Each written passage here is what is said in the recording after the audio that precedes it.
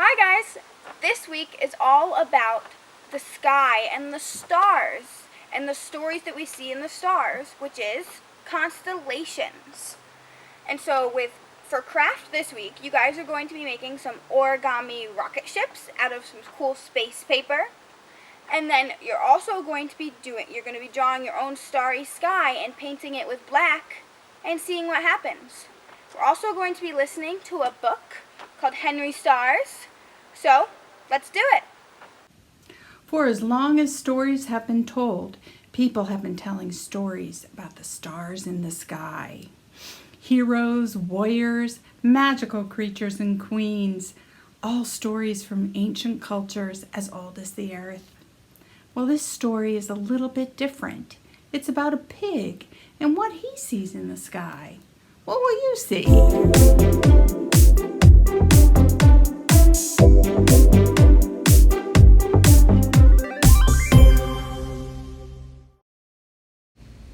Here's a pig who sees things in the stars.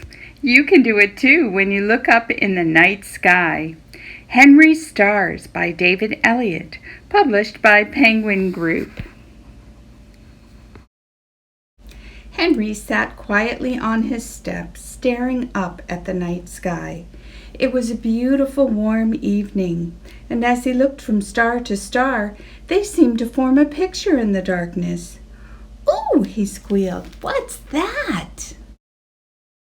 "It's a great big starry pig running across the sky."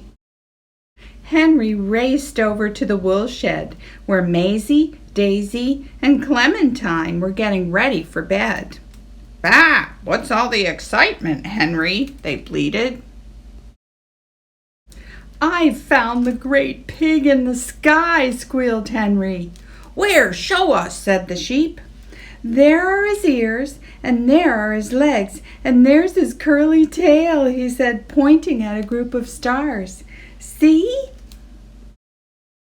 Maisie, Daisy, and Clementine looked where Henry pointed. "Ah, yes, I see it," said Daisy. "There is a sheep's ear and a woolly body. How clever you are, Henry. You have found a great sheep." Just then Abigail came sauntering over. "What are you doing?" she asked. "Shouldn't you all be in bed?" "Bah! We found the great sheep of the stars," cried Maisie, Daisy, and Clementine triumphantly. "Great pig, actually," said Henry. Abigail looked at the stars. She craned her head and whisked her tail. "Ah, yes, I see it," she mooed excitedly. "There is a cow's horn," said Abigail, waving her hoof at the sky, "and a handsome cow's tail. It is definitely a great star cow, and she looks hungry. She thinks she may just eat those stars over there." Just then Mr. Brown came plodding over the yard. "What's all this?" he whinnied. "Why are you all staring into the sky?" "We found the great star cow," mooed Abigail. "The great sheep of the stars, actually," said Maisie, Daisy, and Clementine, frowning. Henry just sighed. "Move over. I'll settle this," said Mr. Brown, getting himself comfortable. They all waited while Mr. Brown looked carefully at the sky. "Ah, yes, I see it," he snorted finally. "It's a great starry horse. I see his head and his mane and his hooves flying. He's galloping like the wind. How nice of you to find him." "You mean the great star cow," said Abigail indignantly. "Bah! He means the great sheep of the stars," argued the sheep. By now, the chickens had joined in. "Look," they squawked, pointing their wings. "Heavenly hens flying all over the place." "Excuse me," said Henry sternly. "There are no great sheep of the stars, or great star cows, or great starry horses, or heavenly hens. There's just my great pig, and that's that."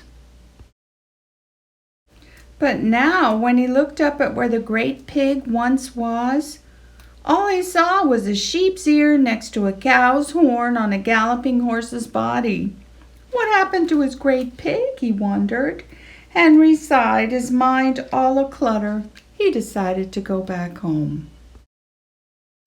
He sat forlornly on his step and stared up at the sky. He was beginning to think that his friends might be right. Maybe there was no great pig after all. But as he sat there wondering, slowly the squabbles of the farmyard dwindled away into the night, and Henry found himself alone again with the stars. "Oh," he squealed, "I see it! I see it!"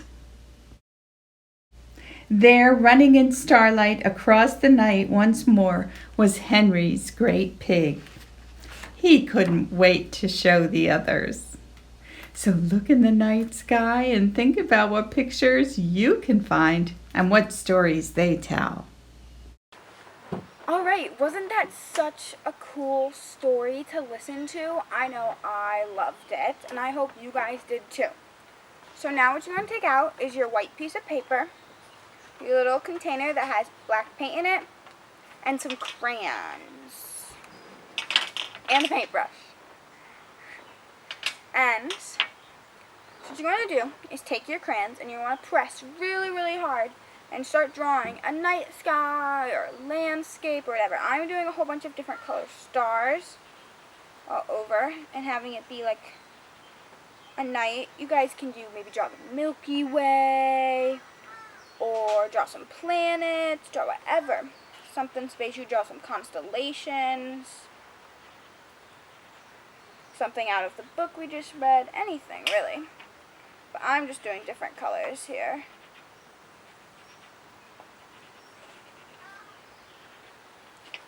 So now I have a whole bunch of different stars, and you guys can have whatever you want. Be creative.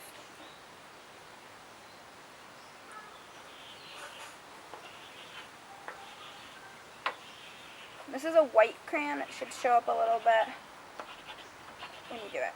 So now what you're going to do is take your paintbrush.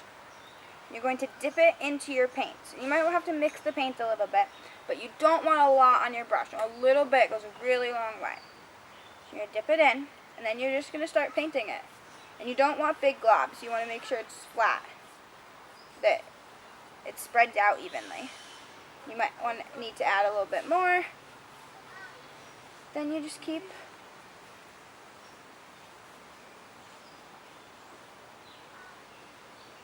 painting, and you should start and to see where you drew with crayon to show up.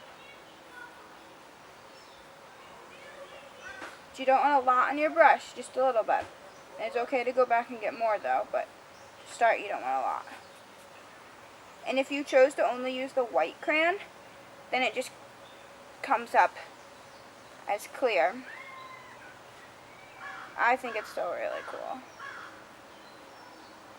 So basically what happens is the water doesn't, so there's wax in crayons, and the water doesn't paint over the wax. And here we go. Oops. See where I painted, or where I colored with crayon, the paint didn't go, and so there's a black paint, but you can still see the stars and the white, and the lines where I painted, where I colored with the crayon. I want you guys to send yours in to the Facebook or Instagram so we can see them too. Alright, here's the origami bookmark. So what you're going to do first is you're going to take a corner to corner and fold it in half from corner to corner to make a triangle. After you crease it, you're going to unfold it and do the opposite corners. So here we have unfold it, and then take the corners we didn't do before and fold it in half to make a triangle.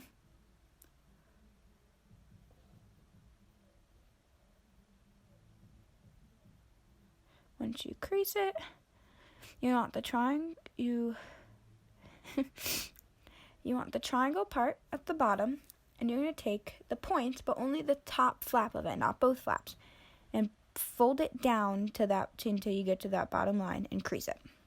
And you kind of make a little pocket. So remember that pocket. So now you're going to take your right corner and you're going to fold it up and along that crease, that center crease, like that, and to meet that top point. But it's not going to stay at that top point. You're going to take the top part and you're going to tuck it in to that pocket and then crease it. See how I'm tucking it in here? You're going to crease it. And then you're going to do the same on the other side. Fold it up to match the other side. Crease that edge and then put it inside the pocket.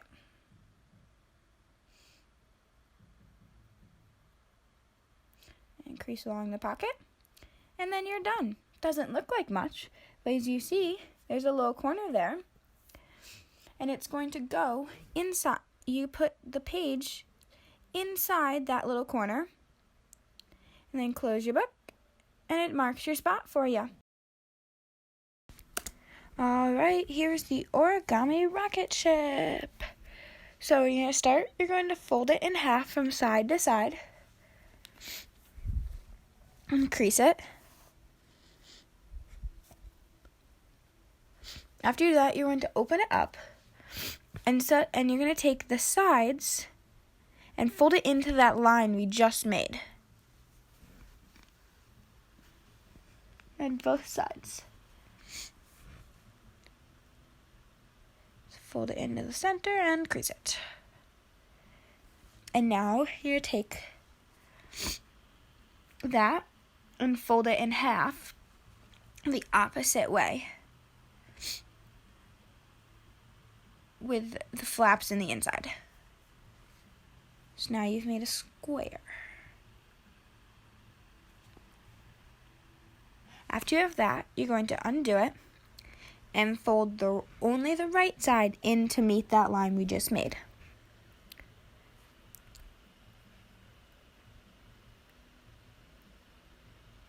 So here, see how I'm folding it in? And when we do this, so then you fold it in and we're going to unfold it. And you're going to see it's made 4 squares on that side.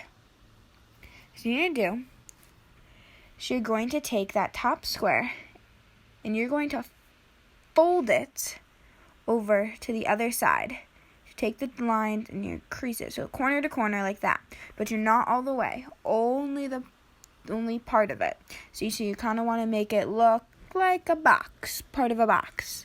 You're going to do the same on the other side. It's a little tricky. So you don't want to fold all the way. You want to leave the top up, face upward. So you fold it down, crease it, and now see you've made kind of like a half a box. And once you have that, you're going to take the top and push it down into it. And you kind of make what looks like a trapezoid there at the top. When you have your trapezoid, you flip it over.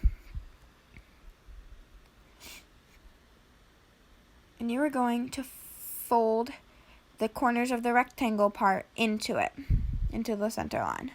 Then you're going to make a point. So crease it. Now you've made a point. I think it kind of looks like a boat here. And once you have done that, you're going to, oops, that's not what I meant to do. Fold the edge into the center, not in half, but again, fold the edge into the center to meet that center crease, like we've done a whole bunch of times. And then take the little flap tail, and you're going to fold it out as far as it will go. And see how kind of the flat part of it that now lines up with the bottom? You're going to do that. And so then you're going to do the same thing to the opposite side. Come in to meet that middle. Crease it. And take the flap and fold it out. Making sure that the center part stays down, but that little triangle flap points out. Then crease it down. Flip it over. And you have your rocket ship.